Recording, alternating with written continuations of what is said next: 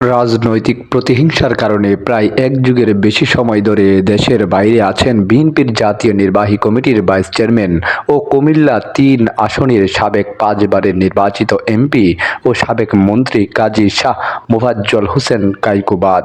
সম্প্রতি শেখ হাসিনার আমলে দায়েরকৃত মিথ্যা মামলা থেকে মুক্তি খালাস পেয়েছেন তিনি। কাজী শাহ মোফাজ্জল হোসেন কায়কোবাদ আগামী ২৮শে ডিসেম্বর দেশে ফিরবেন।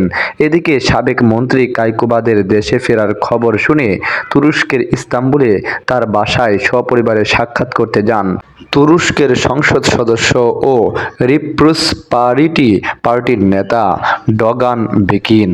একই সঙ্গে যুক্তরাজ্যে নির্বাসনে থাকা বিএনপির ভারপ্রাপ্ত চেয়ারম্যান তারেক রহমানের বিষয়েও খোঁজ খবর নেন। খালেদা জিয়া, তারেক রহমান এবং কায়কোবাদ সহ সকল নেতৃবৃন্দের সুস্বাস্থ্য এবং দীর্ঘায়ু কামনা করে তুর্কি এমপি পাশাপাশি নিজেদের মাঝে দীর্ঘদিন ধরে যে হৃদ্রতাপূর্ণ সম্পর্ক তৈরি হয়েছে তা আগামীতেও অটুট থাকবে মর্মে প্রত্যাশা ব্যক্ত করেন। বাংলাদেশের উন্নয়নে তুরস্ক আগামীতেও পাশে থাকবে বলে প্রত্যাশা পুনর্ব্যক্ত করেন উভয় নেতা।